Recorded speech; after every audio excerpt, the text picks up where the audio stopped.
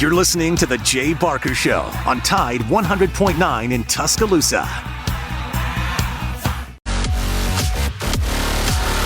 Well, we inch closer and closer to number 11 Texas visiting number 3 Alabama at Bryant-Denny Stadium. And here to lead off the show is the voice of the Crimson Tide, Eli Gold. Appreciate you taking a moment or two out of your day to spend with us on Big Noon Sports.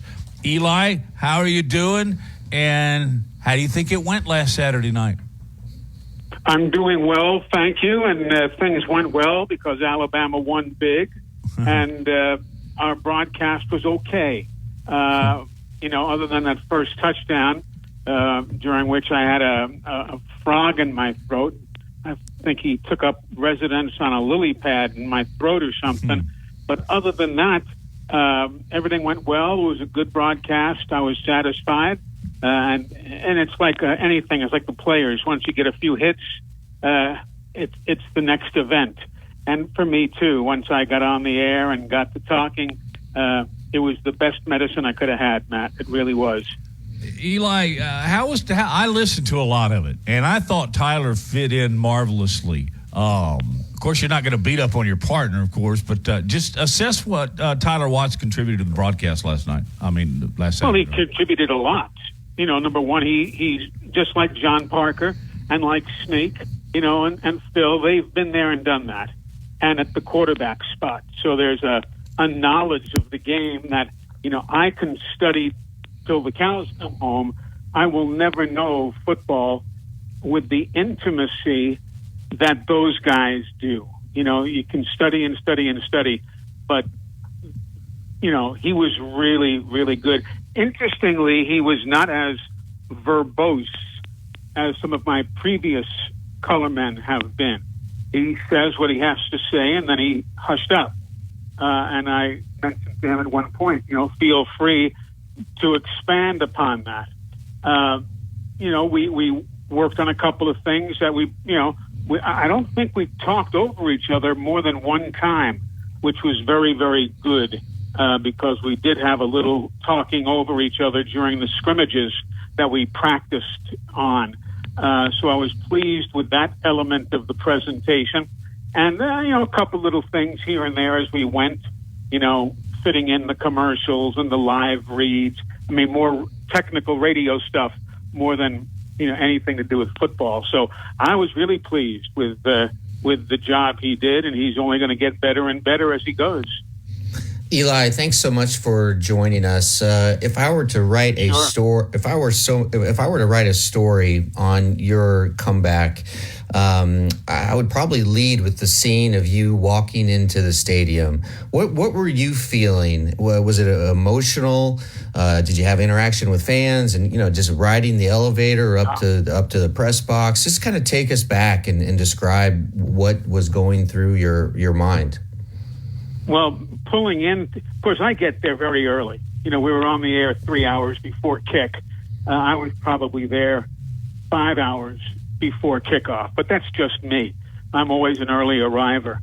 And when I got out of the car and stood there, and I had a couple of friends who rode with us, and there was a crew from ESPN's College Game Day who did a big piece on me that's going to air this weekend on Game Day. They were there.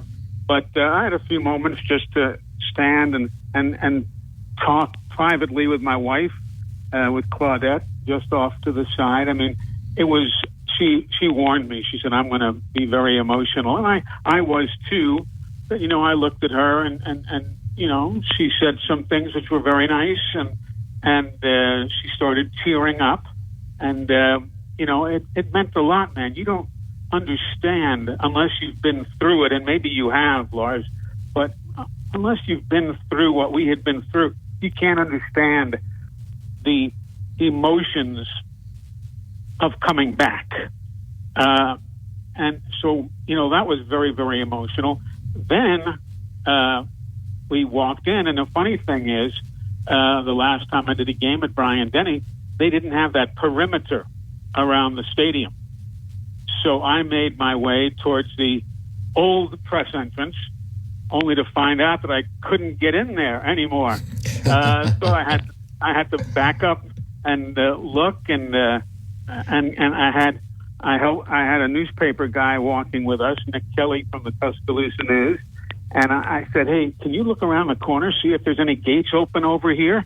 And we had gone past what was now the entrance, but I had never experienced it because, like I said, when I did my last game at home, they didn't have that security perimeter, so I had to learn how to get back in down there. Then we went upstairs, and it was so early, of course. It was just us in the elevator, as myself and Nick and the four-man crew from ESPN's College Game Day. And we got into an empty elevator and walked upstairs and rode up to the, to the fifth floor and went into the press box. And then, you might have seen the video. I don't know. I walked into the press box and went down to our radio booth, only to encounter Tom Stipe coming out. He was heading to the men's room at that point, and we had a quick, "Hi, how are you?" And then Tom, of course, is our engineer and producer. Then I walked into the booth and I banged on the window next to us because Chip Walters was already there, the play-by-play man from Middle Tennessee. And Chip and I have had a relationship over the years. We've known each other for forever, seemingly. And, so it was very much business-like. And then I sat down and laid out all my papers and my chart and got the spotting stuff ready and, that kind of deal. So it was, other than it being emotional to be back, Lars, it really was no different than any other game. I did the exact same thing I will do tomorrow, the exact same thing I did 10 years ago. When it works and when you're comfortable with doing something, you don't change it. But there was just a lot of emotion. And yes, I was greeted nicely throughout the course of the day by a lot of people. Good to have you back. Nice to see you. The fans, some of the people in the press box, the hot dog people. I mean, whoever it was, people were very, very kind in welcoming me back. And was it a different experience for you just once the game started? Did you have butterflies more than usual, or was it just like you said? Yep. Yeah, I did. It did when it started. I actually had more butterflies doing the first of the scrimmages. As we've mentioned, we all got together and broadcast two closed scrimmages on a closed circuit basis. Nobody heard it, but it was, we did it, and I had more butterflies going into that first scrimmage than I did going into the first game, because I knew that I could do it at that point. I used those scrimmages to work on my air, if you will. That's, your presentation and how you exhale and inhale and fill your lungs up for when you need it. Matt, you've done play-by-play, so you know what I'm talking about here. So I knew I could do it, and so it was, it was fine. It was good. I was disappointed in the first touchdown call because I did have that frog in my throat, and it was just probably one of the worst sounding calls of my life because I couldn't get words out. I was coughing and choking. It had nothing to do with anything other than I had a frog in my throat. But, it happens. But, yeah, everything went well. I was pleased. And the fact that Alabama won the game handily, it made it a little more difficult to keep the energy level going as the day got long. But it was good because I had a great story to tell. How did Nick Saban react when he saw you? And perhaps you guys had met earlier in the week. I'm not really sure, but we did. We had met. We met on Thursday doing his talk show. So he was very, very cordial, and he said some very nice words again, welcoming me back to the broadcast on Saturday. But no, he was. We have a wonderful relationship, but it is a business relationship. The coach and I are friendly, but we don't go out to dinners together. We don't go out and, what have you. we see each other, we talk, we exchange the occasional pleasantry, but he's busy, I'm busy, we're doing our thing. It's a wonderful business relationship. But yes, he was very cordial in welcoming me back and leading the applause prior to the Nick Saban show of a week ago today, actually, and then in doing the pregame show, he again had some very nice comments welcoming me back. Well, let's ask you the football question we've asked everybody this week. What did you think of Jalen Milroe? I wasn't surprised. That was what I saw was what we had seen during the practices and the scrimmages. I'm all of us on the broadcast side, we're lucky. We're welcome to the practices. We don't have to, watch for 2 minutes and leave or whatever the existent rules are. We were able to stay for the full practice. And then I saw, both of those closed scrimmages start to finish. Obviously, we did those make-believe broadcasts. We saw him in those scrimmages throw the ball long and accurately. We saw him in those scrimmages run the football and make some great moves. So what I saw last weekend was not at all a surprise. It was nice to see, and also everybody else was able to see it, because what I see at the practices I don't talk about. I'm there, by the grace of the coaches, and I'm not going to, say something I shouldn't. But it was nice that he was able to show off his abilities, and so many people knew what he could do anyway from the work he did put in last year when he got in the ball game. But yeah, it was fine. It was great to see, and and I wasn't surprised that the tight ends had a nice big part of the game. Niblack, we had talked about him, I believe, maybe even on this show a few weeks ago. A lot of the guys. So it was good, but you've got to remember, and it's the same thing I'm sure Steve Sarkisian is saying, with no disrespect to Middle Tennessee, and from his standpoint, no disrespect to the Rice Owls, this weekend is a step up, and we'll know a whole lot more leaving the stadium Saturday night than we did leaving the stadium this past Saturday. You knew that Bama played well. You knew they had some things to work on. And as we all know, as coaches will tell you, you make more improvements from week 1 to week 2 than you do any other time of the year. So it'll be interesting to see how it all shakes out on Saturday night.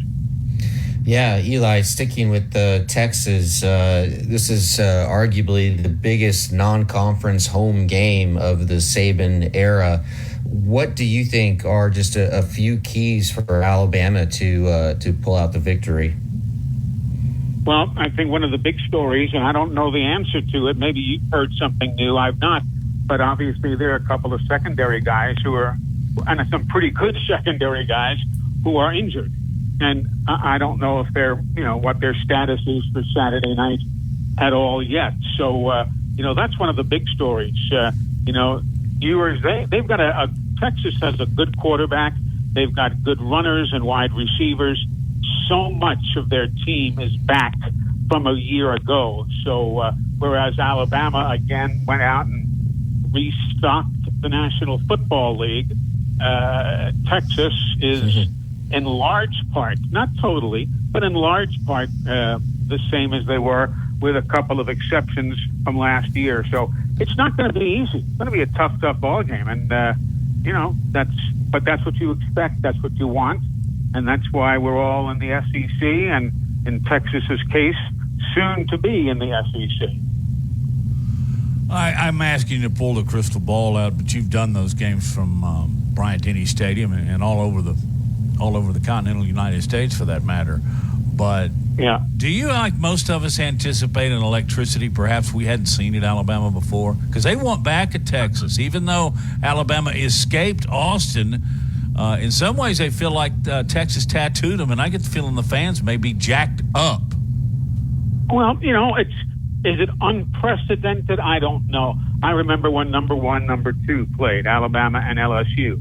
and the build-up with game day and all of that in town. That was huge a number of years ago. There have been some Iron Bowls that, you wonder how in the world the stadium stayed afloat. Both stadiums, because the noise was so deafening. So, you may have to run a decibel meter to see if it's louder than ever before. I don't know. It's huge. That's why the players want to play at Alabama. That's why the fans are fans of the Crimson Tide, and so on. It's going to be massive. The numbers of interviews we've done, that I have done, and I know Craig Way, the voice of the Longhorns, he's done a bunch of interviews as well. Everybody is talking about this one. It's rare that Game Day and SEC Nation are at the same game. ESPN doesn't like to do that. But obviously for a game of this magnitude, they make the exception. You got concerts. You got, Taylor Hicks is going to be doing a concert. You got this, you got that. It's huge. Is it unprecedented? I don't know, but it's darn big. That's for darn sure. Yeah, Eli, to me, your reference to the 2011 LSU game, this has the feel to that. And I know it's not 1 versus 2 like it was back then, but this is just a very simple logistical question. How do you get to the stadium? Do you you must have a police escort, especially. No, I never have, Lars. Really? No. Yeah, I get there so early that it's not a problem. Like I said before, we're on the air 3 hours before kick, and then I get there about 2 hours before that. So by 1 o'clock tomorrow, Saturday, I'll be at the stadium. So everybody is partying at that point. They're tailgating. They're doing their thing. Traffic is not that bad. I do have a reserved parking spot, as does Tom Stipe. Our whole crew, we park near the stadium, so we do have that. The school is kind enough to provide us with great parking. But from a logistics standpoint, I'm going to meet family, and we're going to go out to grab some lunch at a local restaurant, and then head over to the stadium. And I'll go upstairs, and my wife and daughter and our soon-to-be son-in-law, they'll be going to wherever they go and taking in the sights and sounds of the Strip. So it really isn't that bad, Lars. I don't have an escort, never have. I shouldn't say that. One time in history, I got an escort from the stadium going elsewhere because I had to do a race that same night in Daytona Beach.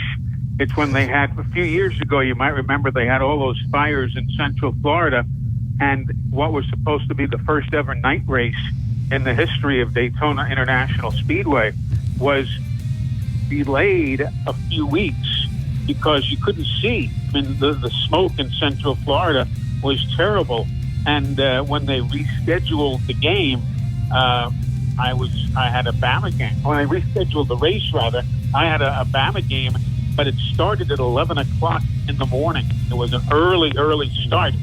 So I did the game, got off the air, ran downstairs, and I had somebody there who was arranged for to escort me to a private venue in Tuscaloosa where a helicopter met me, flew me to the Birmingham airport where a private aircraft had come to pick me up.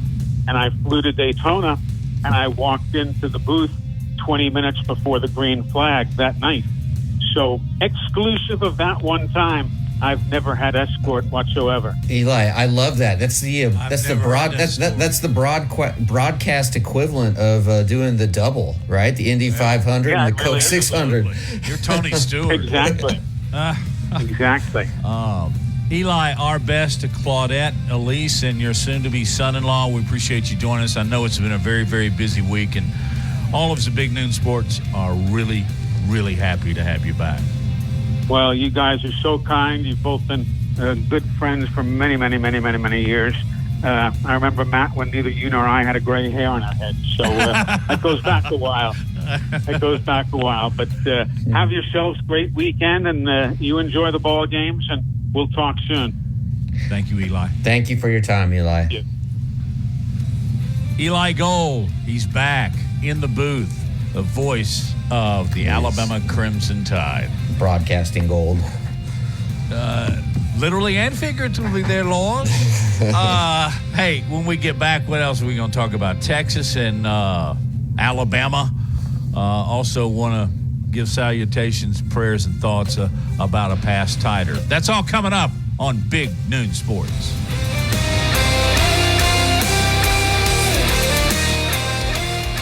Tide 100.9 Tuscaloosa weather. The sky partly to mostly sunny this afternoon. The high today 89. Clear and very pleasant tonight, the low 64. And we stay dry tomorrow and Saturday. A good supply of sunshine both days. Highs between 85 and 88 degrees. I'm James Spann on the ABC 3340 Weather Center on Tide 100.9. It's 86 degrees in Tuscaloosa. Covering SEC sports like kudzu on the roadside. This is Big Noon Sports.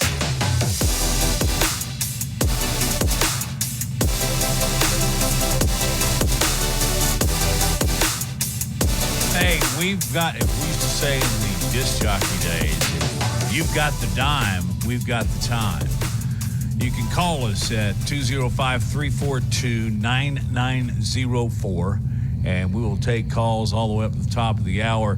Chris Walsh, we hadn't had him on from Bama Central Sports Illustrated, will be joining us at the top of the hour. And then in 1 hour, the all-knowing Reagan will be with us from Reagan, from R&R Cigars right there on 6th and Tuscaloosa, and we will get his views on this weekend's game.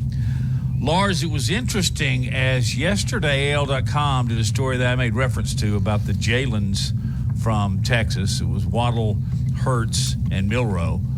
And one of the other 10 Texas players they selected to point out that had been born or raised in Texas and come to Tuscaloosa was Darwin Holt. And then yesterday I read that Darwin Holt had passed away at the age of 84.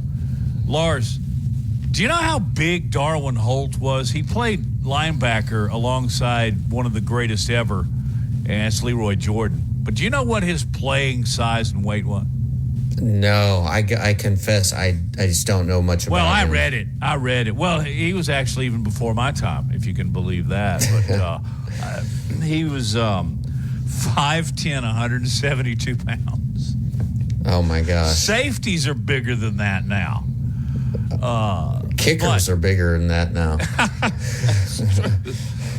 But he was fierce. He was a BA, and he knew the difference between go get 'em and sick 'em. And he and Leroy were that was a tandem at linebacker for Alabama back in the early 60s.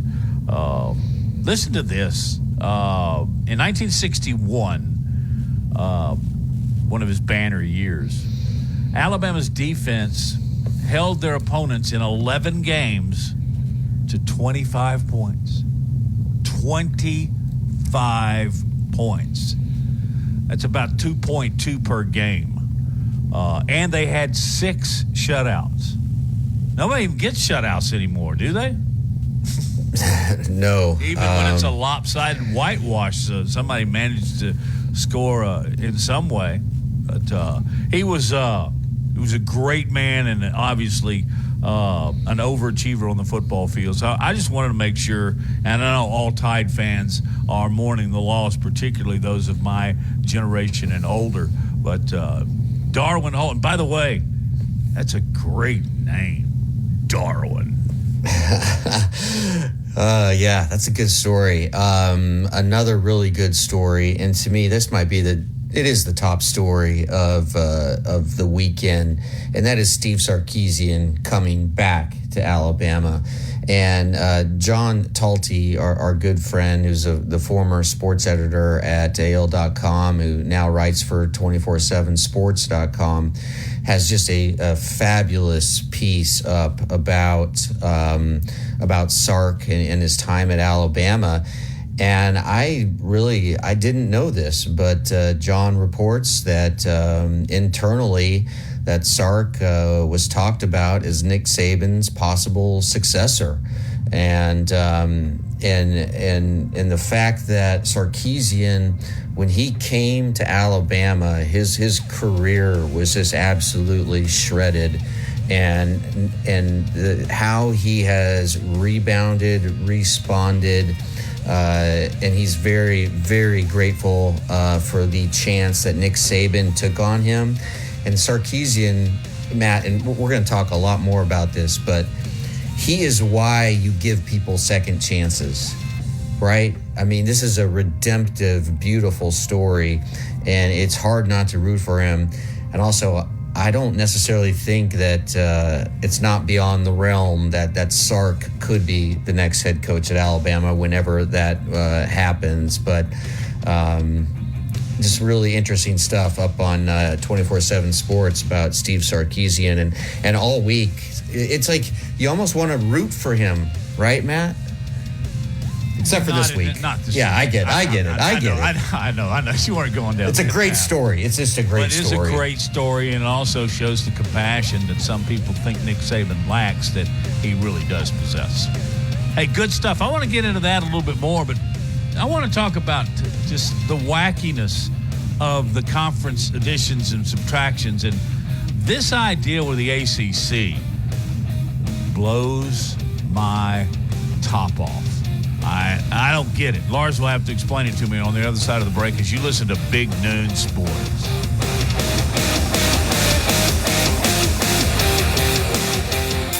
Laura Lee Thompson is known as the Bama Broker. She's a Tuscaloosa native, an Alabama graduate, and the only realtor in town with Wall Street experience.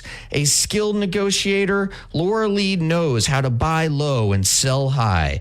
And the Bama Broker isn't just going to show you houses. No, Laura Lee is going to educate you on the market, guide you to homes that fit your budget, and teach you how to sell your home for its maximum profit. Throughout the entire process, the Bama Broker will equip you with the tools you need to both buy a home and build financial wealth through home ownership. Trust me, the Bama Broker, who's as roll tide as houndstooth, will get you across the goal line. That's Laura Lee Thompson, the Bama Broker with Advantage Realty Group. You can reach her at 205-790-7229. Again, that's 205-790-7229. And you can also email her at lauralee@thebamabroker.com. That's Laura Lee @thebamabroker.com. The best sports talk in Alabama. This is Big Noon Sports.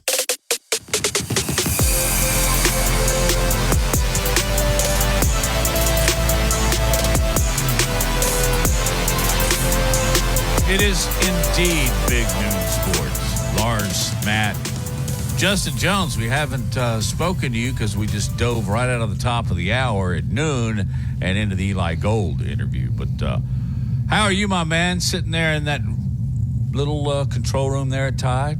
Everything all right? Yeah, I'm doing good. Little is definitely the word, but you know what? I've learned to make it home. I'm here so often. It's nice and comfy in here. I dress for the like I'm going to take cozy. a nap or something. It's cozy. Yeah. Exactly. Hey. As long as the AC works. But You know what? This has been love such control rooms. I don't care how big they are. They've fascinated me since I was 14. Sorry, Lord. This has been such a benefit for me throughout my adult life. My first apartment in New York City was about 420 square feet. And I was just so grateful to have those 420 square feet. And now, which is about the size of the Tide studio and the control room there. I mean, imagine, like that's where I lived for about 6 years. And so now it's like whenever, any place I've had, it's just been like a gift from the heavens that is bigger than 420 square feet. But, yeah. So Justin, yeah, go ahead, man. Hang on. We'll get to Justin in a second. That intrigues me. 420 square feet. Do you mind telling us how much you paid per month? I actually got lucky. It was $1,100 a month. Whoa. Yeah. Yep. And then I got another place that was rent controlled, and it was a 1-bedroom, and to me it felt like a mansion because it was about 560 square feet. And I got so lucky. It was on 102nd and West End Avenue. And West End Avenue is a beautiful street in Manhattan. And I got it for $760 a month. And it pained me to give that. Were you next to Ross and Rachel? No, but I was told that this was a really old building, and that I was told that Charlie Chaplin, like the original comic, right, that he lived in that apartment. And I was always sort of, looking around, just hoping I would stumble upon something that he had written or whatever. But it was really hard to give that place up because when you have a rent-controlled apartment in New York, I mean, paying $760 a month, I think that was you can't get any place in Birmingham or Tuscaloosa for that. No. And I had to give it up because I decided to get hitched. And so Sarah didn't want to move into the bachelor pad, right? And I understood that. So so that's when we moved over to 89th and Central Park West in a 5th floor walk up that was about maybe 600 square feet. And I mean, we're talking really small. I lived in small places for a good 15 years. And so, it just, you just get conditioned to it. Never had a dishwasher. I still think you can get dishes cleaner than by cleaning them yourself. No question. And so, I do mine. We do ours by hand too. Yeah. And I don't know. that's just how I was conditioned to live. And so it made things easier. So anyway, Justin, now that this is your office, right? Yeah, anything you have moving forward, you're just going to be like, oh, this is amazing. It's funny. I remember first walking into the studio here, and I was like, wow. I think Joe Gaither, the former brand manager here, and Aiden Dollins, who used to be the producer for a lot of the shows. They were both in here. I walked in. I was like, oh, it's a little cramped in here. I was like dressed up with my polo shirt on. But now you're right. I'm used to it. It's like a mansion. I can kick my feet around. I know the dimensions, do some stretches. Man, it's your space. You're in charge. It's good. You're the captain of the ship, man. It's no better place to be. What was your first apartment, Matt? Oh, wow.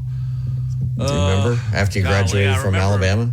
Well, I already had apartments when I was in Alabama, but the first one I moved to Birmingham. I actually moved in with a high school buddy of mine, and it wasn't a lot bigger than what you're describing.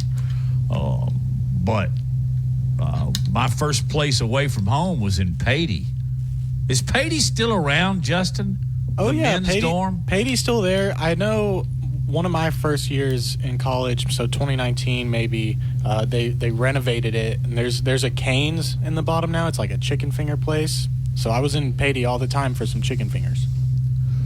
Oh, the other day, absolute mess when we were there. I mean, the stuff that went on from hall to hall and room to room would just blow your mind. I won't go into that, Lars. Well, the other day, Matt, when you and I were in Tuscaloosa, we were trying to find your old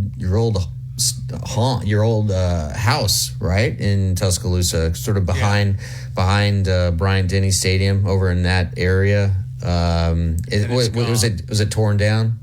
Yeah, it's sad to know that, as we appropriately called it, E, as in error. It was a garage that had been. They threw some the multicolored shag carpeting. You remember that stuff? No padding. They just threw that on top of the concrete, and the walls were as thin as you could possibly imagine. And they tried to get 2 bedrooms out of one and 1 bathroom. It was a real you know what show. But you know what? When I went back to school, I didn't have a lot of money because my dad taught me a valuable lesson. He said, you blew my money the first time. Let's see how you feel when you blow your money. So it was what I could afford. And by the way, I think I've stated this before, but it's amazing how many classes you go to if you're paying for them. Personally, you're working 40 hours a week. One of the greatest lessons my wonderful father ever taught me. All right, let's go ahead and catch up on our breaks here, but I got to get into this thing. Lars, I'm sure you've seen it. We talked briefly about it last week, but this Cal Stanford in Dallas is driving me crazy. It's just, it's not fair. It's not fair at all, and I don't need to explain it to you, but we'll talk about it in just a moment on Big Noon Sports.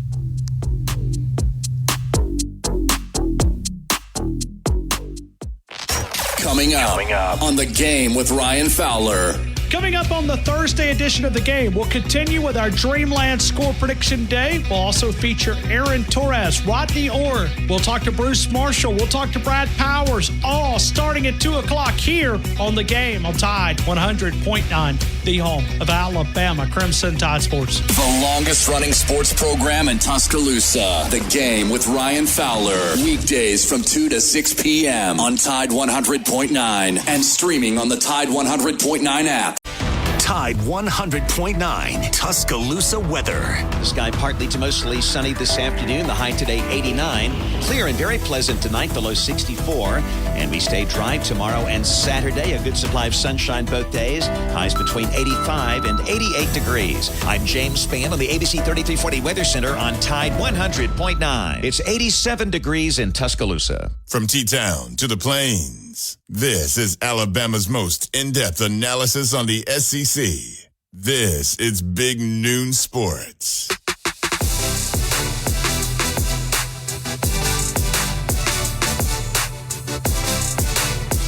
Indeed it is. This is Big Noon Sports. Lars, Matt, Justin Jones in that wonderful control room.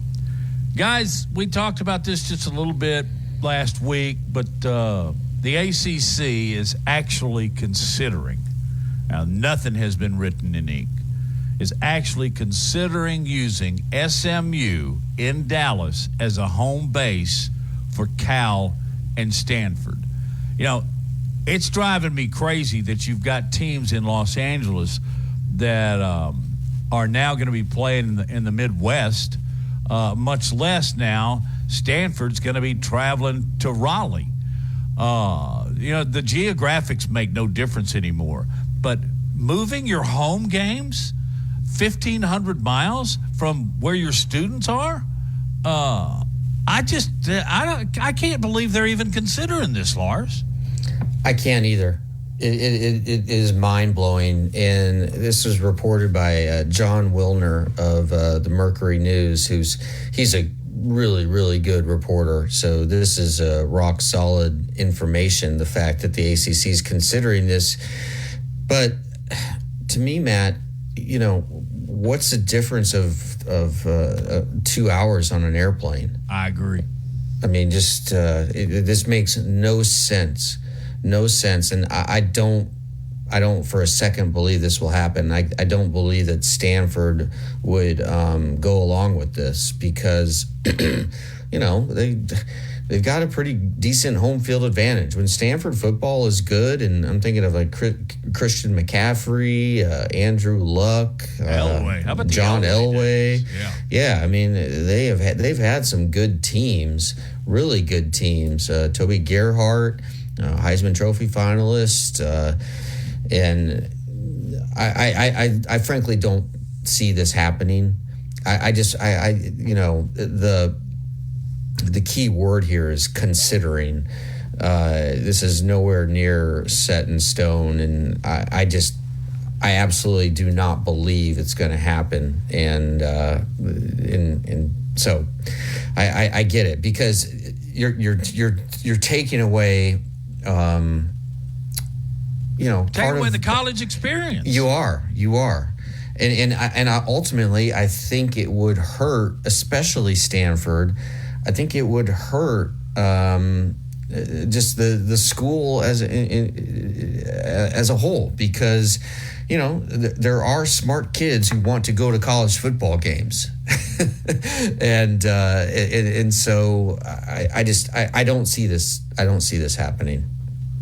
Do you? I don't think it's fair. And if I were a head coach, I would be throwing it down on them. No way. This is going to hurt recruiting. What about that hotshot quarterback that lives an hour from Stanford? Now his parents are going to have to go to home games in Dallas. Yeah. This is just wrought with wrong. It's wrought with wrong.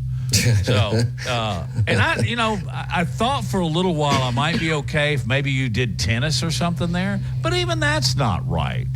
And even that would affect your recruiting, I would think. But boy, I'll tell you what, SMU and their concessionaires would love it, wouldn't they? Yeah, it would be good for SMU. And there's another story. Ross Dellinger, he dug deep into how SMU was able to get into the ACC, and it is a mind-blowing piece by Ross Dellinger. Everybody should check that out. But Matt, I wanted to just shift gears for a second and just go back to Sarkisian and in the game on Saturday. The famous statistic is that Nick Saban is 28-2 against his former assistants. And so this goes all the way back to 2007.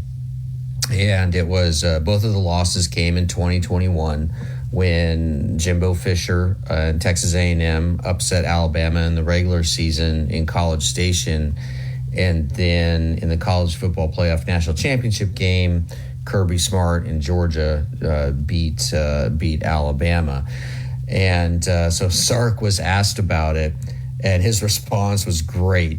He responded with a question, which is always it's a good lawyerly thing to do. Huh. And he said, "What's the record for all the guys who aren't former assistants against against Nick Saban?" Is that classic? Yeah. I mean, but I don't know if he's got enough wit to have just come up with that immediately. Oh well, you knew that he knew that he was going to be asked that question, yeah. And so he definitely put some thought into it. It's almost like, gosh, if you're a head coach making a ton of money, it's like you should have a writer, That's for hire. That's a great idea. Have a writer for hire who can just come up with a couple lines for you to deliver at each press conference, because he certainly could afford it. But why is it you think that Nick Saban has been so successful against his former assistants, 28-2? Because he has great football teams. Yeah. I mean, reinvent the wheel. Yeah. I mean, and that's exactly what Sark was saying. That's exactly what Sark was saying. He's again. He went on to say that he wouldn't be the head coach if it wasn't for Nick Saban, and he said that he was just having a hard time getting an interview. And then suddenly Nick Saban throws him this lifeline, and he's very upfront about saying that Nick Saban saved his professional career. And to think that he was considering going to work with Fox Sports, right? But it was Lane Kiffin, who had worked with him at USC under Pete Carroll, that connected him with Nick Saban. And then Saban eventually brought him in as an analyst, and then he worked his way up and became offensive coordinator. And so that first year when he was an analyst, Sark basically just worked with Kiffin, who was the OC at the time, on this third down offensive strategy. And you know how much he made? $35,000. $35,000. And but it was good for him because it gave him time to work on the, exit the public stage, work on your personal life while still gaining an understanding of how Alabama operates, how Nick Saban operates, how the most successful program in the country and the most successful coach in college football work, right? And really, like, he just it's just a great story. It's just a great story, and I'm really happy for Steve. I've known him a long time. Did a story on him when he was at Washington, and he was one of the few head coaches. He gave me his cell phone number, and he said, "Lars, just call me whenever you want. Just call me whenever you want." And he couldn't have been nicer or more welcoming and more transparent. And I hate what happened to him at USC in this very public kind of meltdown. But he has really just transformed his life. And when someone shows vulnerability in a public setting like that, I think it makes all of us sort of be able to relate to that person more, right? It almost humanizes that person. It makes us realize, he's this powerful football coach at USC and been at Washington. But he's like all of us, we all have our different struggles with different things. And the fact that he was able to come to Tuscaloosa and really address those, and now he's the head coach of Texas. They're like, well, what a great redemptive story, and there's just so many life lessons imbued in this story. He was a broken man at USC. Yes. The stories about, or documented, him showing up at alumni functions and dinners just totally ripped. I think there were also reports that sometimes he came to practices with snootful, as they say in Mayberry. But it's not the only one that Saban reached out to. In many ways, he reached out to Kiffin. He reached out to Butch Jones, who I guess he's gone on. He's a head coach. Is he at Arkansas State now? Something like that? Yeah, they got beat about 130-0 in their first game. Nebraska, Colorado. I can ask you about that if we have time next hour. But right now, we're going to take our top of the hour break. And when we come back, Bama Central Sports Illustrated's editor-in-chief. Founder. That's Chris Walsh. He will join us, and we'll certainly ask about his reporter being admonished and then kind of apologized to by the one and only Nick Saban. What amazed me about that entire story is he called the guy by name. I didn't know he knew any of our names. You know what? That has never happened before. Never. I don't think so. Nope. Never. I think it speaks well for both persons. Back in a minute. A Town Square Media Station. WTUG HD2 Northport. And W265CG Tuscaloosa. Tide 100.9. And streaming on the Tide 100.9 app. From T-Town to the Plains, this is Alabama's most in-depth analysis on the SEC. This is Big Noon Sports. Gotcha. In Austin, look, you didn't ask a bad question the other night. I just didn't answer it very well. And, when a guy plays well in a game at any position, it should help his confidence and it should help him perform better in the future. But I do think that every player, has to understand that just because I played well, I still want to try to improve the few things that I could have done better. And I think if a person keeps that mindset, then they're always improving, right? Because you're never satisfied, and you're always trying to do better. And you don't let complacency creep into your game. And that certainly hasn't happened with Jalen. So, hopefully the confidence that he gained in this game will certainly help him to continue to play, better and better in the future. That's what we hope for as coaches. That's what we try to encourage him to do. So, and that should have been my answer the other night. It's really good stuff. And Wow. As far as I are concerned, yeah. I mean, it wasn't exactly, hey, dude, I'm sorry. This has made national news, by the way. But as I said going to the break, and we'll bring Chris Walsh in, who is in charge of, Austin Hannon, the guy that Nick Saban was addressing, works with Bama Central Sports Illustrated with our next guest, Chris Walsh. Chris, man, it has been a while. Let's catch up just for a second and get back to that topic. But how are things going for you? And what don't you have like the largest staff covering Alabama sports in the universe? I guess we do. I never thought about it that way. First of all, thanks for having me. It's great to be here, and I'm good, and I appreciate it. And yeah, it was. It's so funny because after Saban said that, we kind of we had an interesting discussion via text. A bunch of people on the staff of, what do we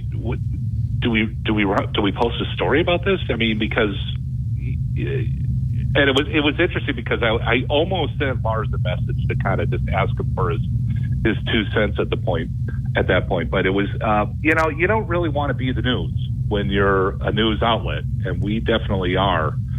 So it was, like I said, it was kind of an interesting discussion, and I'm one of those people that when, there's some doubt in your mind about what you do, you take the high road, journalistically. And so we didn't post the story about the comments. We treated it just like he had said anything else. I think we included it. We usually have a transcript of what Saban says on the site pretty quickly after his press conferences, and that's pretty much where we left it. But I'm curious to hear what you guys think about it. So and how we should have handled it. But we just treated it like he said anything else. Well, okay. Can you give us some context, because I don't know of what sort of transpired on Saturday between Coach Saban and your reporter Austin Hannon? Yeah, sure. It's okay. Austin he's been with us for just this year. He graduated last December, and we had, let me think real quick, four reporters in the room, I believe, and he was working on a story about the quarterback situation, and his question to Saban was basically, what do you think, or what do you expect moving forward, generally? And he did the comment about, grabbed the Coke bottle and he said, this isn't a crystal ball, and like, okay. And so it was yesterday during his press conference. He was still in his introductory remarks. He was not prompted at all. Saban mentioned Austin's name and said what you guys just played. And every reporter in the room just went, did that just happen? Because, the whole time he's been at Alabama, he's never done that before. And I'm sure as soon as he heard, his name, Austin was like, what's coming, So it was different. Yeah. Shrapnel. Something's about to blow up here. But my response is, first of all, I really, really appreciate, admire, and respect your position here. We're in this business to report the news, not be it. And you took the very, very high road, and I speak on behalf of a lot of people. Way to go, Chris Walsh. All right. I would say like 90% of editors would not have done that. And yeah, I admire you for that decision, Chris, because you know what our profession has become? It's look at me, look at me, look at me. I'm the story. Yeah, I'm the story. not the person that I'm covering, and that's rare. So I give you big time credit. Have you been surprised? Okay, 2 questions for you, Chris. One, are you surprised that this has become a national story? And 2, you've been covering Nick Saban from the start here in Tuscaloosa. What does this say about Nick Saban? The fact that he essentially apologized to your reporter. Okay, well, first off, thank you. Second, there's one other thing I got to throw into the mixer, because and here's the real reason why I was kind of like mulling over, maybe we should post something about this, is we're affiliated with Sports Illustrated.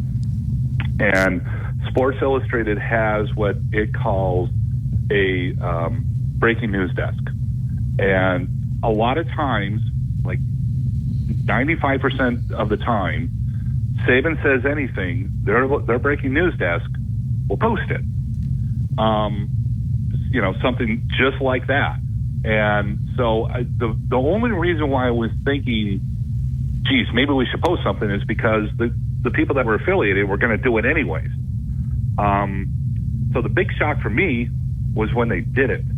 But even though we're affiliated with Sports Illustrated, they change their policies. They don't tell us what's going on, kind of thing. So I think they've done a little bit of a change recently, where they kind of realize every single time they do that, they're basically taking all of our hits. And so, it's trying to juggle that and trying to figure out, like, what's the best option. The way I wanted to do it, my immediate reaction was, don't do a story. But it was like, well, if our parent company, not a parent company, I can't call them that, because I own BAM Essential. We are locally owned. That's where the debate really kind of came down to. So let me just clarify that really point. I know there was a question. Oh, right. Am I surprised that it went national? No. Okay. I'm just going to say the way that I tell our staff to do it, and this is kind of, I apologize beforehand, but I tell our guys and gals, if Nick Saban farts, it's news, in the national scheme. So anything that Nick Saban says that could be, that's news. Anything about Alabama quarterbacks, that's news. Get it on the site as fast as you can. So, no, not surprised at all. I'm surprised. I haven't really. My phone has been ringing off the hook today, to be honest.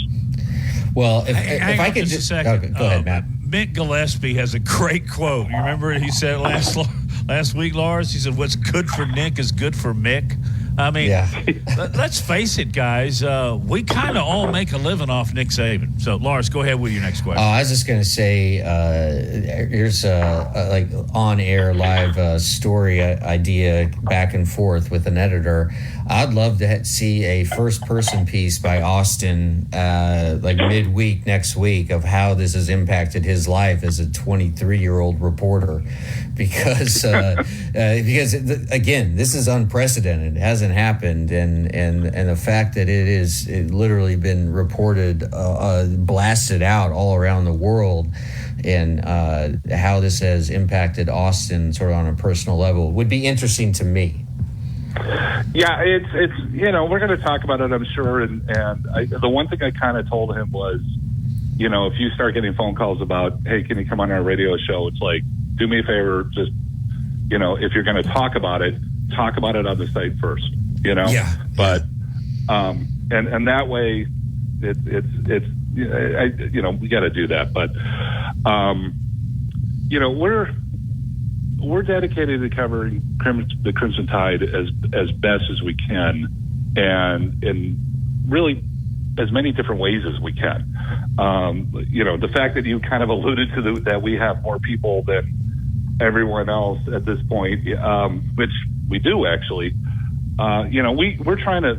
We're figuring out ways that we can really use that to our advantage. So, granted, we have podcasts, we have, we've got a show on our site now. We've got, different ways that we can do it. So I wouldn't be surprised if Austin does do something. I am not aware of him doing something yet, but I mean, it's literally, I was sitting there last night. It's like Lars is going to be talking about this class. He should be talking about this in his class, and I bet that's going to be a really interesting discussion. You did mention, like, you don't want to necessarily be the news. However, you guys didn't start this. Coach Saban did, right? And in a way that I think reflects very well on Coach Saban. But so you are in the news unintentionally. So I think it's sort of a little bit different, and a thoughtful essay would be interesting to me. But Matt, go ahead. I'll let you go next. No, I think it's a cool story all the way around, and I must also add I'm a little bit surprised that the first person ever addressed by name in a news conference has been in the business 6 months. I'm wondering if you're Jeff Spiegel or you're Kevin Skarbinski and you're thinking, hey, well, remember that time you ripped me? What's going on here? But that's, by the way, Lars, was Austin one of your sports writing students? I just said right. I don't think so. Okay. Am I wrong on that? I don't know. I don't think he was, but I'll tell you what. I don't think I had him. Do you have Will Miller right now? Oh, you're asking me these questions. Well, it's early in the season. It's early in the semester. I'm going to give you a break on that. No, I'll tell you what. It's. I know one of our guys has got a class right now. I just couldn't remember which one it is, but I tell you what, we've got a story right now that a student from Alabama wrote for us about an Alabama soccer player. We've had it as our centerpiece all morning, and I'm telling you, it's really good. And I was like, I read it last night. I was like ready to do a cartwheel because this is the kind of stuff. It's long form writing isn't big anymore in sports journalism, and a lot of it just. I honestly think a lot of it just has to do with the fact that just nobody has the personnel to pull it off anymore. And granted, I mean, I understand, there's shorter attention span and so forth, but we're kind of going in the opposite direction, and we want to have a long form story on the site, if not every day, close to it. And this is a really good example of some of the stuff that we're doing. Hey, can you hang around? We need to talk some Alabama football. Can you hang on? Yeah, I heard music. Yeah, good for you. You're taking your cues. You're not just a writer, you're a sportscaster. All right, let's take a break. Did you say ick? Yeah. That's great. I get called a lot of things. Come on. Oh, gosh, it's not as prominent as it used to be, but there used to be a kind of an adversarial relationship between like the TV, radio guys and writers. Not anymore. But yeah, you're right. That's because all you guys have started becoming broadcasters, taking our jobs, you knucklehead. No, we always thought we were smarter than you pretty boys. Yeah, you really, really did. And I remember Ray Mellick used to call us hairsprays. And then I promptly responded and I said, you ink-stained wretch. Back with more Big Noon Sports with Bama Central's Chris Wall. Tide 100.9 Tuscaloosa weather. The sky partly to mostly sunny this afternoon. The high today 89. Clear and very pleasant tonight. The low 64. And we stay dry tomorrow and Saturday. A good supply of sunshine both days. Highs between 85 and 88 degrees. I'm James Spann on the ABC 3340 Weather Center on Tide 100.9. It's 88 degrees in Tuscaloosa. More Big Noon Sports coming up.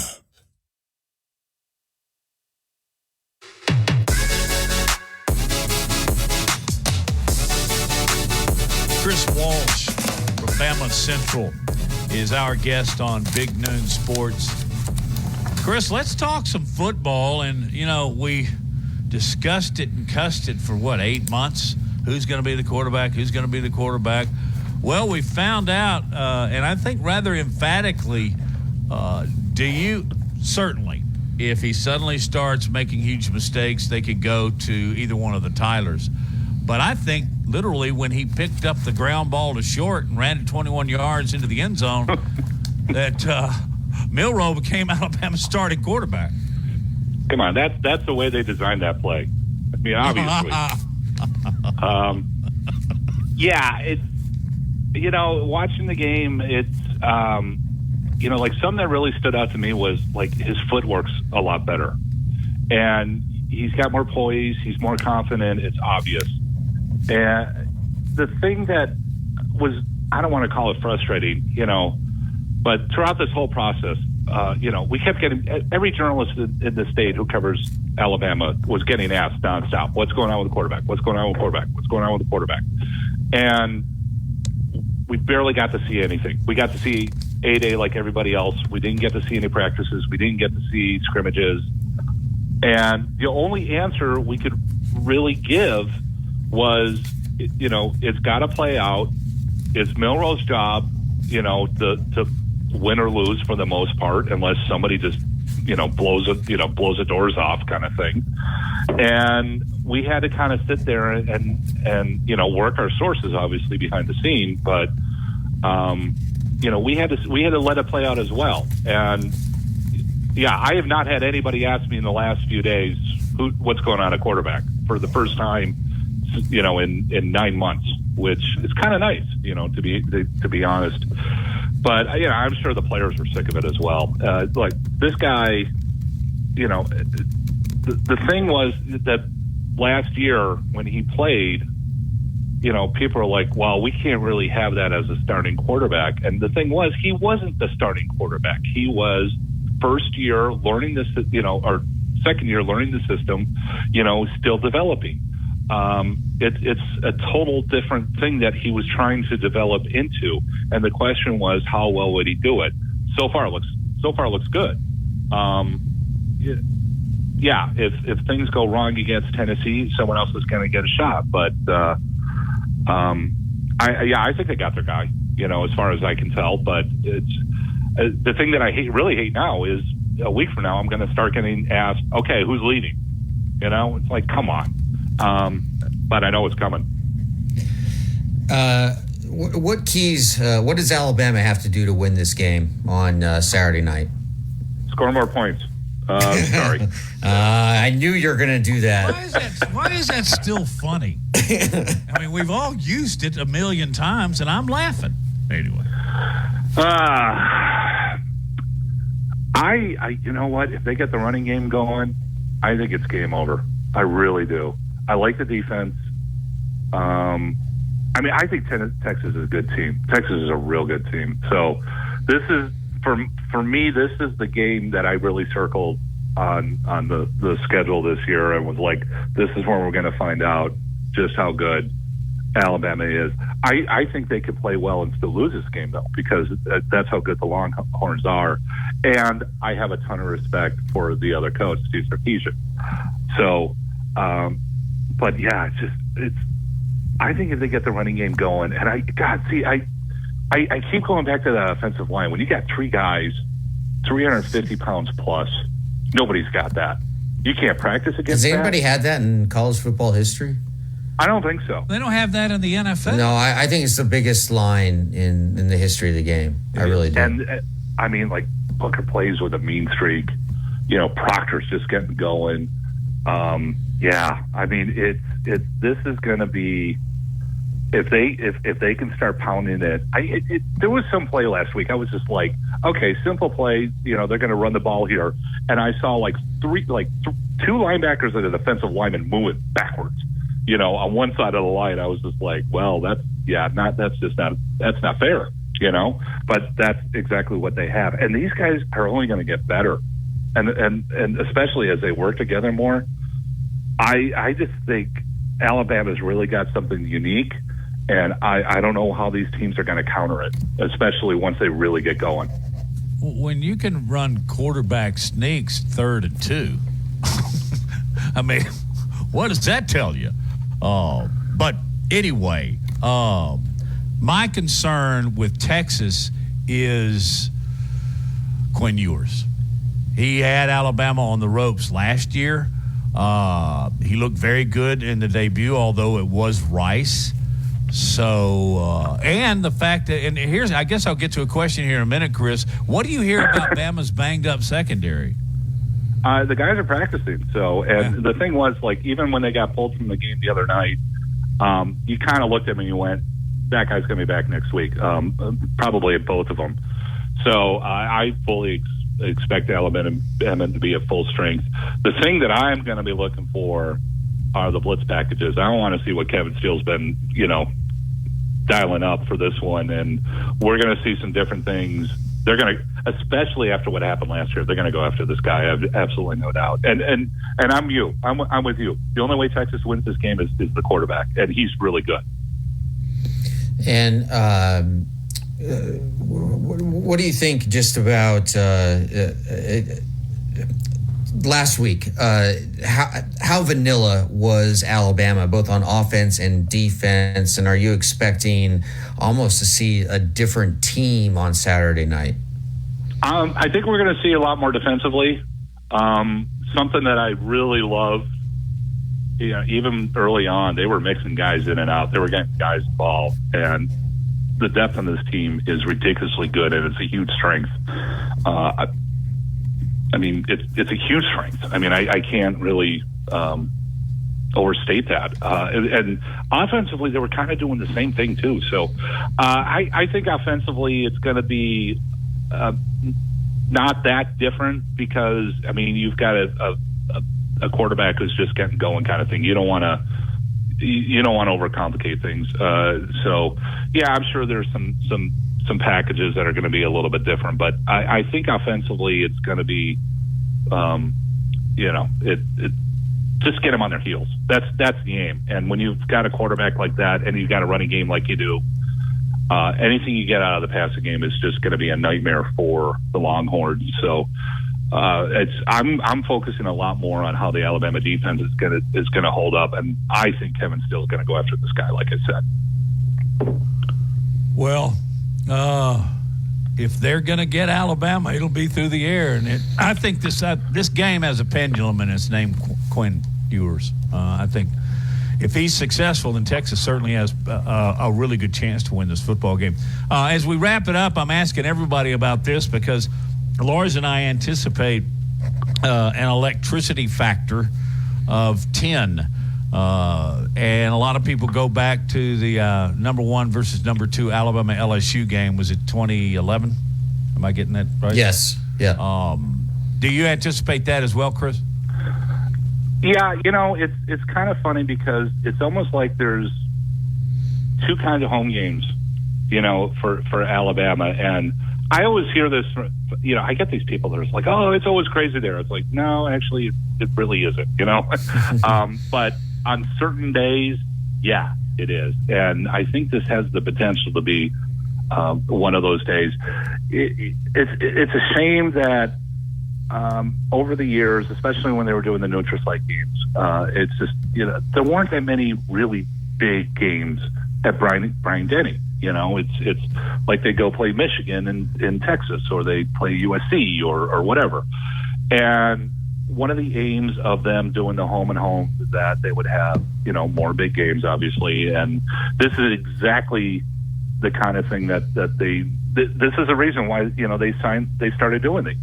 And so I got to give some credit to Greg Byrne for doing that, and Nick Saban, because a lot of teams wouldn't want to have Texas come play in your house. But, last year's game was terrific, wonderful atmosphere, and I think it was good for college football. And, the way college football is going right now, we have no idea what college football is going to look like, even a year from now. So it's going to be fun.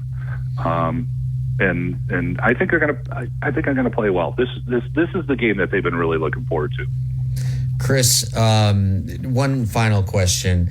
Last year, the Texas athletic officials decided to put Alabama fans in the nosebleed seats. They were going to put the band up there, and Alabama decided not to bring their band.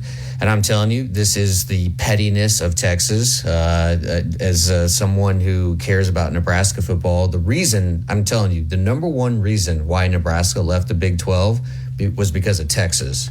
And just, the crap like they just pulled last year. Are you surprised that Greg Byrne kind of is doing the same thing to Texas fans? I thought Nebraska left so they could go lose to Minnesota.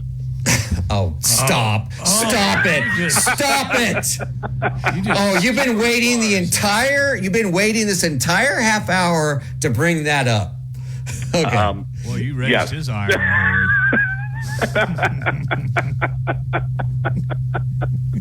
Hey, I want you to come on every day and give me a Huskers jab. Oh, that's great. I'm sorry, Lars. It's a good question, though. Did Burns' reaction surprise you? Did it surprise me? No. You know, it's I don't know. It is what it is. They aren't going to be able to do this once again in the SEC next year. So you know, I think I kind of just more or less, I kind of look at it myself like, would I have done that? I don't know. I don't have a problem with him doing it though. You know, just because. I mean, I'm sorry. I don't either.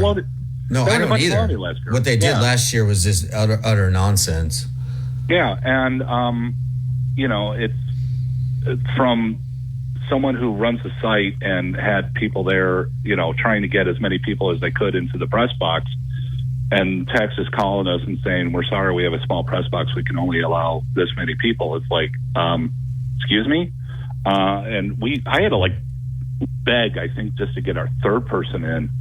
And we try to have 5 people at games.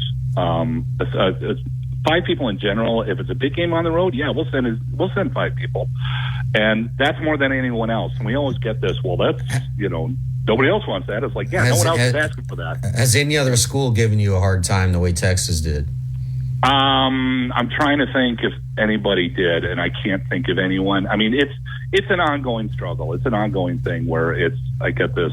You're asking more than the local newspaper. And it's like, well, look, I love the local newspaper, but they don't even have their entire sports department is 3 people, you know, and I really, really wish them well. And I don't want them to go away because, you know, the industry is changing and so forth. But we cover Alabama more than anybody else. We do more road games than anybody else. We cover more sports than anyone else. Please give us the darn credential, you know? And I can't really say that, but that's kind of the gist of it. And I mean, like right now, I just made arrangements yesterday. We're going to send someone to Phoenix, Arizona to cover the basketball game out there in December. And I would be shocked if anybody else goes out there. But that's the kind of level that we're at and what we're trying to do. And we're going to up our basketball coverage this year, by the way, just to kind of throw that out there.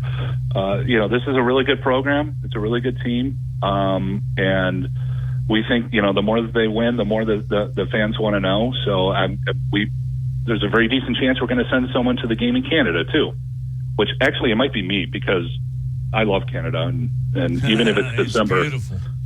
it's gorgeous. And even though last year I was in Vancouver, somebody broke into our room and relieved us of some of our possessions. I still love Canada. Wow. Canada? Wow. I would somebody think more Canadians get robbed in America than vice versa. I think it was a moose, though. You know, it's just a moose. That's good. Yeah, that's good. Oh, on your way to Canada, you can take a pit stop in Minnesota and high five all your buddies on the Golden Gophers. Give it to the Gophers. The Whitting Gophers. Yeah, that's okay. They're gonna. From afar, that's gonna be fun for me to just kind of watch and see, like, hey, they're playing USC this week. That's just gonna be weird. I'm not ready for that. Yeah. Hey, what a great segment. Thank you. Safe travels. Cover the game well. I don't even need to say that. I know you will. Thank you, Chris. Thanks My buddy. pleasure. Great talking to you guys. Thank you. Thanks, Chris. All righty then. Hey, let's get some predictions. Hey, Reagan from R&R's coming up. You got Matt, it? I've done the math. Guess who was 4-0 last week against the spread? I was. Yours truly. No, I was too. You were 3-1. You took an L. What did I lose? Well, you know what? Actually, I didn't write down who you picked. There was one game. I just decided to give you the L. Auburn, UMass. Who did you take? Auburn. Oh, you got the L. All right. You were 4-0 as well. I think Reagan I was took 2-2. You did. I think I took everything you did. Okay. And that wasn't by design. You were 4-0. I was 4-0. Reagan was 2-2. Hey, we got NFL tonight, don't we? We do. Is that tonight? All right. He'll pick that game and 3 others on the other side of the break. We'll be back with R&R Cigars, Reagan. Built to win. Touchdown, Alabama. Built for championships. Throws intercepted, Alabama. Built by Bama. Alabama is still Alabama. Join us Saturday as the Crimson Tide welcome the Texas Longhorns to Tuscaloosa. Our coverage begins at 3 on your home for Alabama football. Tide 100.9. Presented by Birmingham Racecourse and Casino. I-459 exit 31. You can be a winner too. Securing the best mortgage possible requires a lender who has knowledge, is trustworthy, and treats customers like family. And no one is better at all of this than the mortgage miracle worker, Haley Sansing. Based right here in Tuscaloosa, Haley Sansing has spent decades working in the mortgage industry.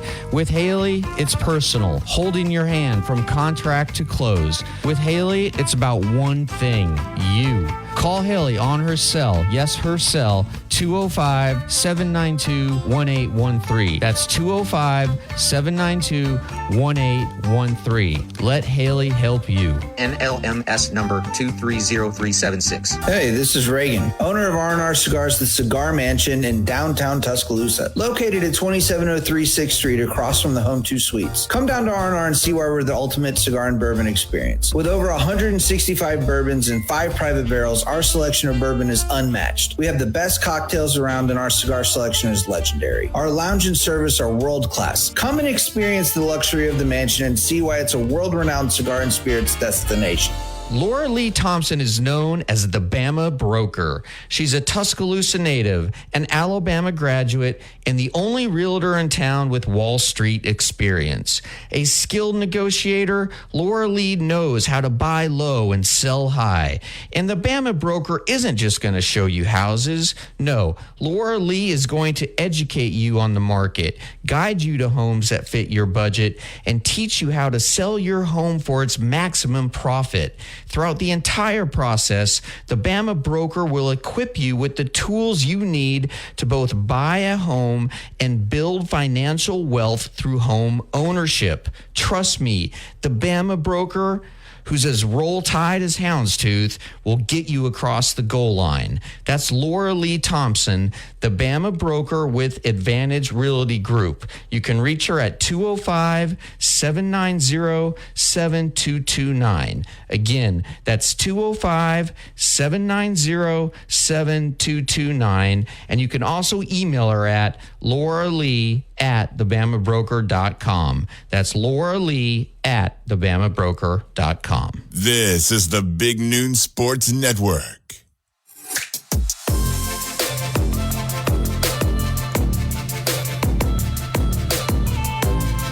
Back on Big Noon Sports, Justin Jones, our executive producer.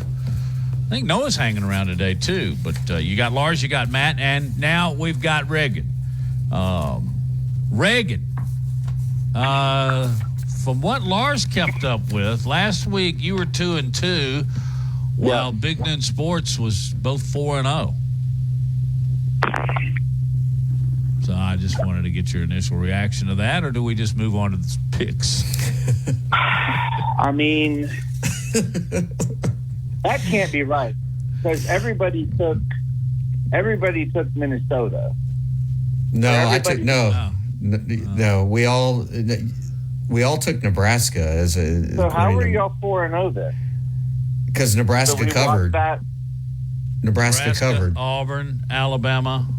And, Nebraska covered. Hey, you know what?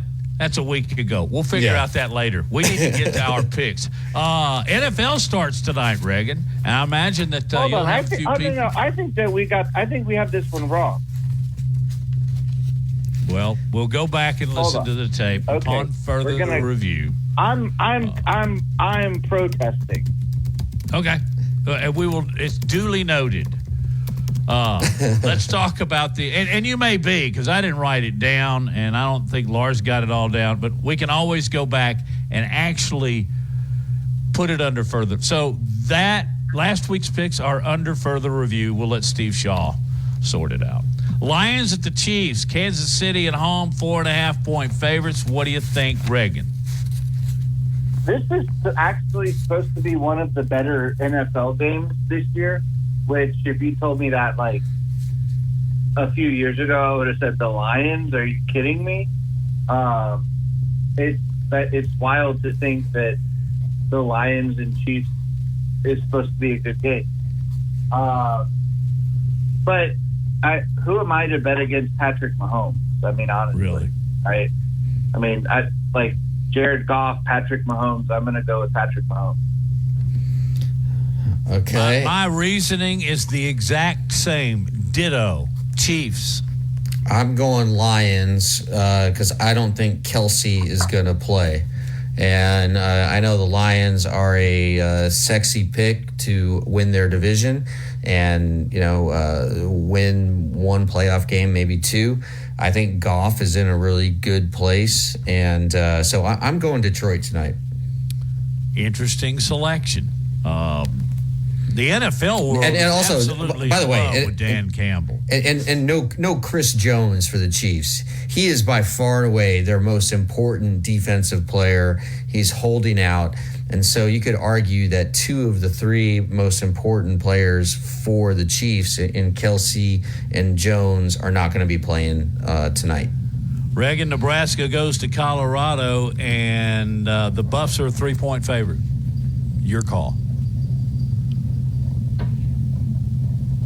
The Buffaloes are a 3-point. Yeah, I'm going to take Colorado. I hate it. I'm not a Deion. I'm not buying into what Deion's saying. I think they're going to get humbled, and it's going to be awesome to watch. But Nebraska's not the team to do that. I'm going to go, sadly, with Colorado. I'm obviously taking Nebraska, and I don't even think it's going to be close. It's going to be a thump. Nebraska wins easily by 2 touchdowns. Hey, Reagan, didn't we hear this a week ago? Oh, there's another shot at Nebraska. Nebraska covered. I said I'm betting my girlfriend. I'm betting my kids, my house. Yeah, Nebraska covered. They were getting 7 points and they lost by 3. It's going to be a I'm sad taking day. the Huskers. We're going to have have Huskers too. We're going to have to get Lars some help on next week's show if he loses his house, his girlfriend, and his kids betting on Nebraska again. Hey, Reagan, the one thing they didn't bet is Charlotte, his dog. That's right. Don't we see where his priorities are? Yeah, okay. As long as I got my dog, we're good. Hey, yeah. It's like the jerk, right? Once I lose everything, I still got my dog.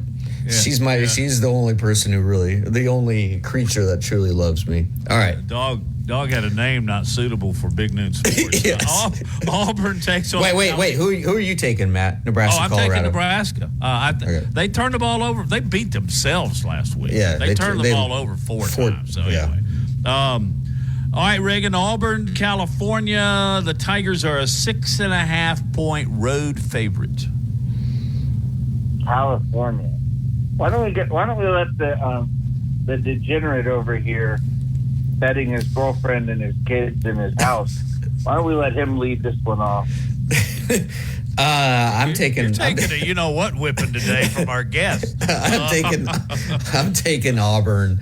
I think that just pure talent is going to prevail, and I like what I saw out of the 2 quarterbacks for Auburn. Especially Ashford. He's such a weapon in the red zone, and I think Auburn wins this one handily. Hey, I'm right in line with him. What do you think, Reagan? Well, this show won't be much fun if everybody is, on the same page.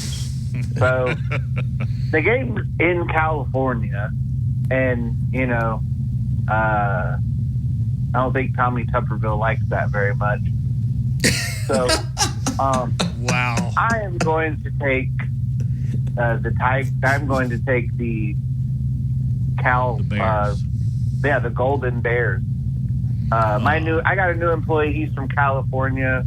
You know, it just seems like an omen that Auburn loses on the road on the left coast. So you're saying that California fans will be doing poetry after the game? I don't. Sorry, that's a joke. Tommy Tuberville just said that. Aren't they in San Francisco? Yes. Yeah, so they'll probably be doing a lot of other things that that probably aren't appropriate for the radio. All right. So, you can check it out on the poop map of San Francisco.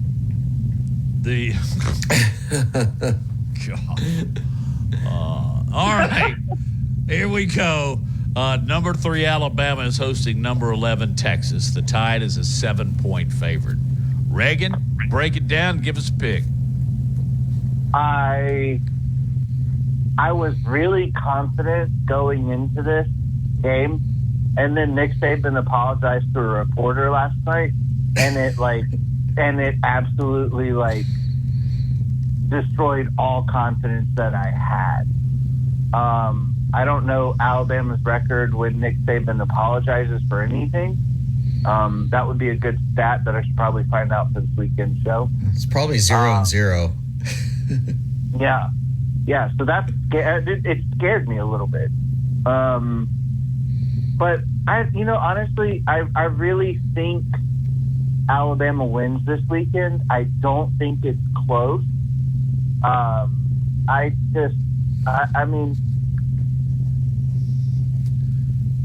think Alabama's real. I think this defense is real.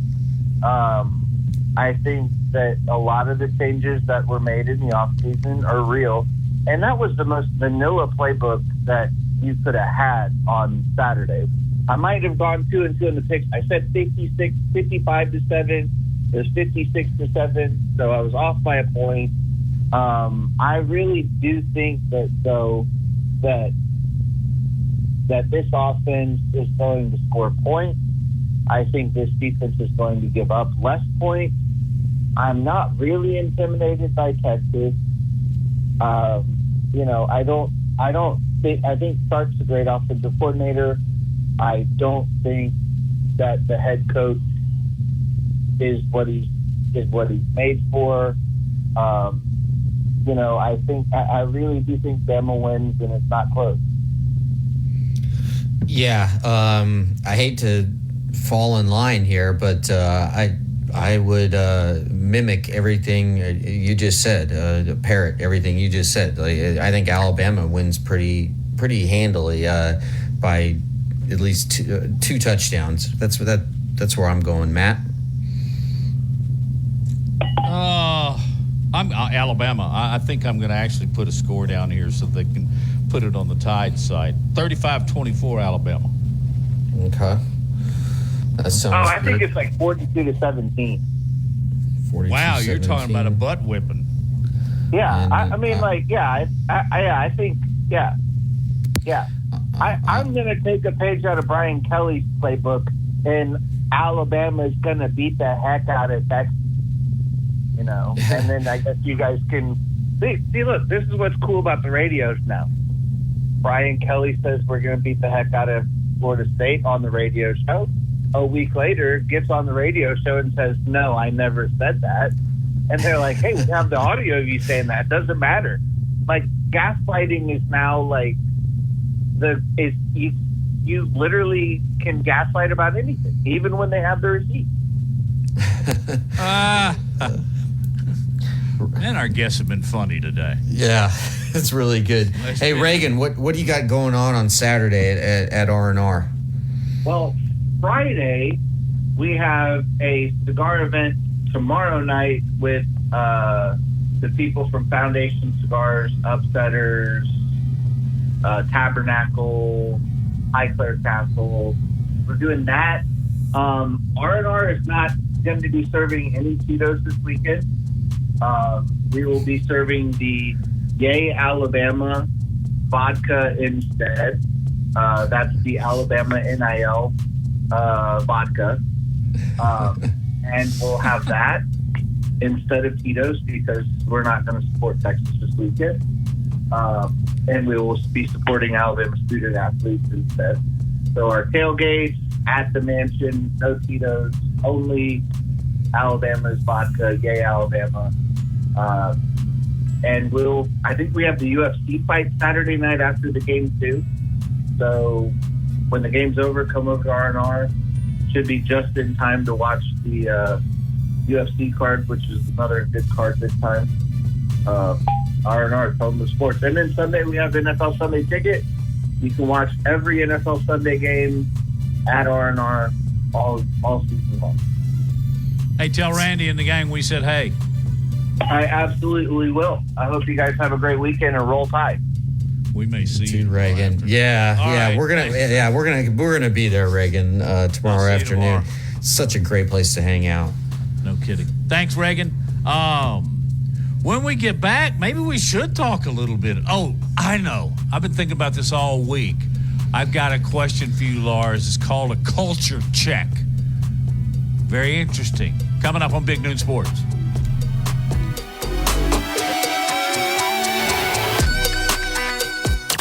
Go inside the Alabama Crimson Tide with the Gary Harris Show. Hey, everybody, it's Gary Harris. Coming up on Friday, the TGIF edition of the Gary Harris Show at 9 a.m. on Tide 100.9 FM. Fox Sports' Adam Amin, plus the Auburn Report from Brett Pritchard, and our T-Town Menswear T-Town Gallery Bama Football Trivia giveaway. We're going to give away another great prize and my SEC point spread prediction, so you'll want to join us. Catch the Gary Harris Show Monday through Friday, 9 to 11 a.m. on Tide 100.9 and Tide100.9.com. Hey, this is Reagan, owner of R&R Cigars, the Cigar Mansion in downtown Tuscaloosa, located at 2703 6th Street across from the Home 2 Suites. Come down to R&R and see why we're the ultimate cigar and bourbon experience. With over 165 bourbons and 5 private barrels, our selection of bourbon is unmatched. We have the best cocktails around and our cigar selection is legendary. Our lounge and service are world-class. Come and experience the luxury of the mansion and see why it's a world-renowned cigar and spirits destination.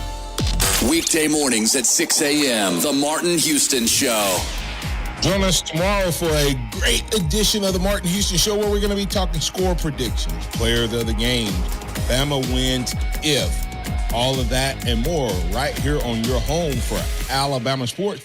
Catch the Martin Houston Show from 6 to 7 weekday mornings on Tide 100.9.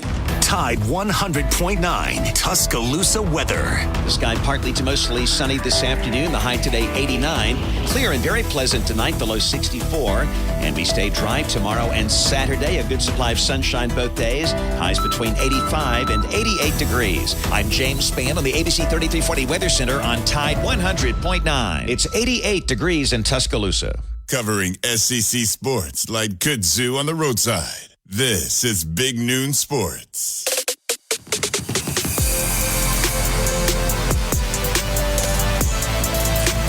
Wow, what a great show. Quick question for you, Lars. When we were talking with Stan White earlier in the week, Tuesday, which was really a Monday because of Labor Day, I was thinking Auburn flies to California, actually leaving today, as I think he told us, or maybe Andy Burcham told us that. But I don't know that if you can get more extreme on diverse cultures than Auburn to Berkeley. Do you think there's a chance that Auburn kind of pulled a team together and said, hey, it's going to be a little different here? Even walking around the hotel, this is not the same as Auburn, Alabama. Or because I think they'd be wise to do it. Am I just getting too cross coast here? I think it's possible, but it's not like you're gonna walk out of the Hotel d'Or in San Francisco and see a guy lighting up a doobie. I mean, or step in some poop.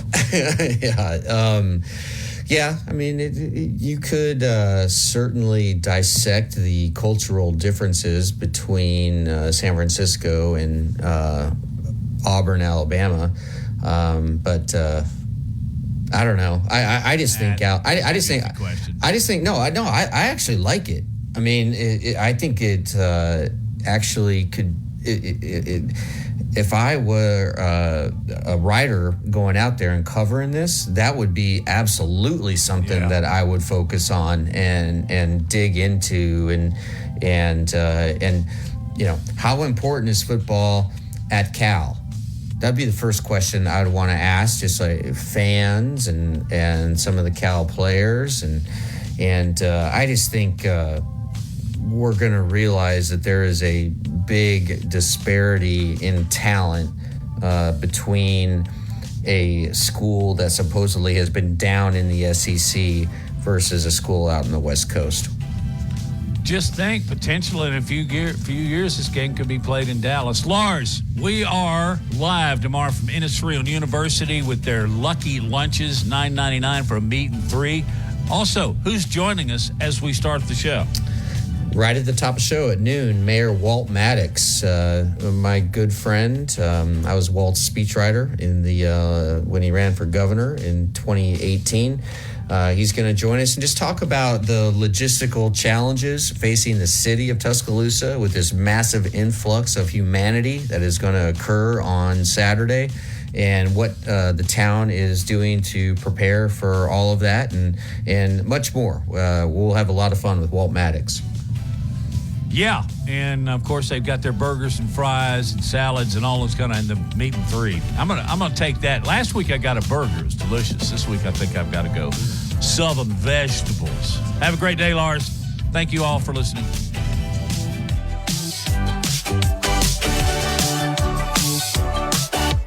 With Taco Cosmo.